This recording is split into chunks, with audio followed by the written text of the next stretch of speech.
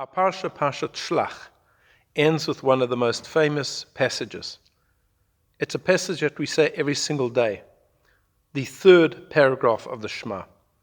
And in this paragraph, Bnei Yisrael, the children of Israel, are commanded to make upon their garments, their four-cornered garments, tzitzit, tassels.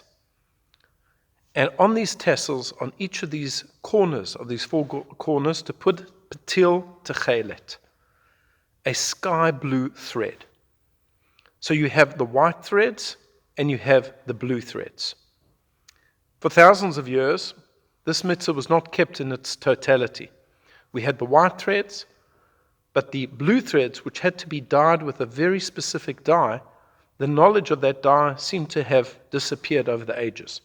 And today in our generation, it's been brought back.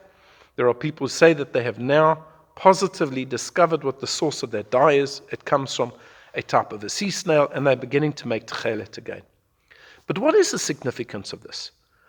The Torah tells us that when you look upon the tzitzit, you are reminded of all of the mitzvot of Hashem. Rashi has a famous interpretation that if you count up the gematria, the numerical value of the word tzitzit, you get 613. And therefore you are reminded of the mitzvot. You take the word tzitzit and the number of strings and you get 613. But what is the significance? Why are there white strings and why are there blue strings? And Rav Soloveitchik would explain as follows. White is that which is clear. It's obvious. It's pashut. You look at life and things are normal. Things are understandable.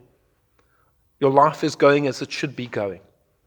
And then there are those aspects of life that are difficult to understand, that are shrouded in darkness. And this is a techelet. Rashi often says that techelet is not just a blue, but it's the color of the sky when it's becoming very, very dark. It's almost an inky blue. It's darkness. It's unclear. You look at things and they are vague. And this is what the Torah is telling us. That there are things in life, there are things about Judaism that make a great deal of sense.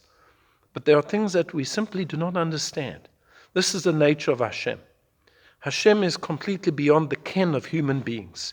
He lives in that world, so to speak, which is unclear, which is dark. And therefore we are to look upon the tzitzit and remember that yes, there are many things that we understand.